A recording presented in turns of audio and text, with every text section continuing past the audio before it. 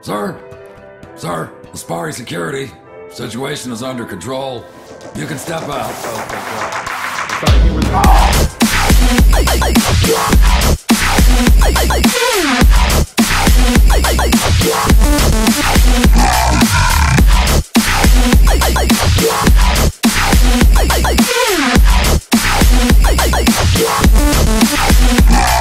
Syndicate was a series of computer games produced by Bullfrog Productions way back in 1993. Originally a top-down tactical shooter, it's been well over a decade since the last title in the series was released. Now, EA and Starbreeze Studios looks to reboot the series as a first-person shooter. But in an already saturated market of FPS hopefuls, is Syndicate able to make a name for itself, or is it better off being left in the past? 57% are chipped and linked to their preferred corporation. The rest are digitally locked out of sight and out of mind. Syndicate takes place in the year 2069, where government is abolished and corporations are running the show. These so-called syndicates offer citizens the ability to meld with the digital world, and civilians flock to get chipped to reap the rewards. In turn, the syndicate gains control over the individual and their behavior. With no established government to police these mega-corporations, it's an all-out war to expand, with specially engineered agents at the front lines. You take the role of EuroCorp's latest agent, Miles Kilo, with a new Dart 6 prototype chip at his disposal. Volunteering to sign up for the prototype despite the risk of brain cancer. A real prodigy, alright. Syndicate boasts a decent story, but it fails to really take off.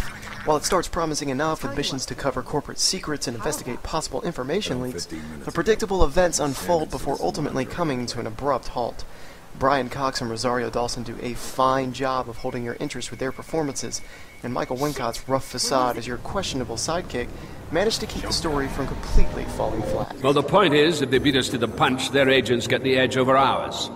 And I won't permit that. Though the story does little to impress, the look and feel of the game is far from average. Visually, Syndicate is top tier, with intense lighting, detailed textures, and seamless character animation doing their part to bring the cyberpunk world to life.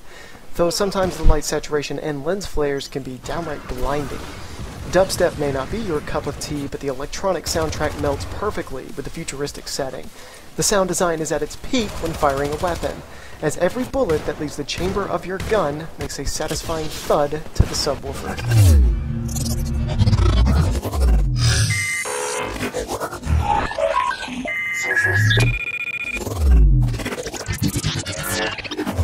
While the general format of the game does little to stray from the room-clearing standard, the actual gunplay is what keeps the game interesting. There's a smoothness to Syndicate that separates it from the standard FPS format, like automatically putting your back against cover when crouched, or the snap to aiming down the iron sights. As you progress to unlock additional abilities, the game soon becomes a test of your capability to multitask under pressure. Environments can be manipulated to provide cover, enemies gain shields that must be broken before they can be damaged, and your powers are constantly recharging. It's this continual management under fire that keeps each encounter engaging.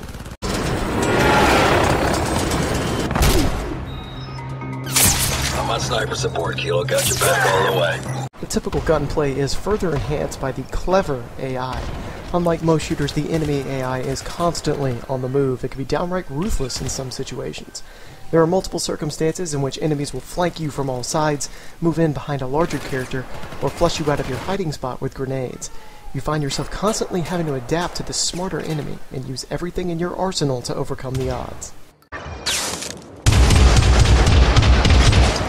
Syndicate gunplay works in conjunction with the Dart 6 chip abilities, with the most useful being the Dart Overlay. This constantly recharging feature will put you in a bullet time mode while simultaneously highlighting enemies through walls. Not only do things slow down, but you will increase the amount of damage you can deal and take, becoming your go-to move for tight situations. Not to be outdone by the Dart 6 lesser ability, identifying that this is, indeed, garbage. Activating performance tests for Dart 6 suicide application. In addition to your overlay, there are 3 base abilities at your disposal. Backfire will allow you to jam an enemy's weapon and stagger them for an attack. Persuade will overtake a soldier's chip and turn them to assist you instead before putting a bullet in their own head. And lastly, Suicide, which will cause a soldier to take out a grenade and pull the pin for his friends. It's a healthy balance, and the requirement for kills to recharge the meter keeps you actively pursuing fights. I think you're gonna like this. The single-player experience is short and sweet, with 20 chapters running a total of 6 hours. To influence replay, you can find chip upgrades to experiment with different builds for your character, hunt for data transfer points, sometimes hidden in various corners, and try to surpass your previous record of headshots in each milestone. It's a fun experience, but lacks any real lasting impact, save for one boss fight that involved using his own weapons against him. How are you feeling? Like somebody stabbed me in the damn chest. The single player may be short-lived, but the cooperative experience is where the game truly stands out. You and 3 other friends must work together to complete varying objectives for your syndicate. Most of the time these involve eliminating a team of agents or procuring information and extracting it to a drop-off point. Though some of these are repeated, sharing the appeal of fast-paced gunplay with 3 additional players is a blast. On a random European road towards a random military base together with you guys. Life sucks. You have 3 loadouts to customize, complete with a main weapon, sidearm, and 2 dart abilities. Your abilities cannot be changed once on the battlefield, but weapons can be picked up and automatically have any upgrades you've already unlocked. Healing teammates, using dart abilities in conjunction with one another, and sticking together are key to completing a mission, as the aggressive single-player AI will quickly hone in on any lone wolves.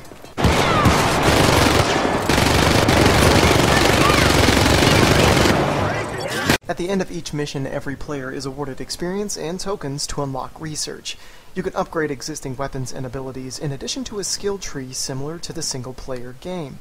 The addictive nature of upgrading a weapon to add a secondary fire or enhancing a dart ability to improve its effectiveness will soon have you jumping right back into another mission to become a more powerful agent.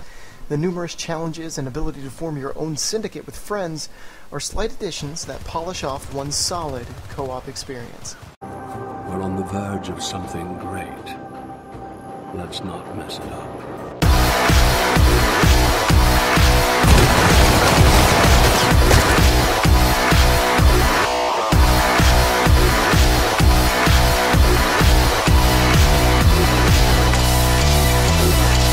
Syndicate is really what you make of it. It may not break any new ground, but the fast-paced run-and-gun nature of the gameplay keeps it engaging from start to finish. While the single player may be short, the cooperative experience helps extend the life of the game and offers plenty of unlocks to keep you busy.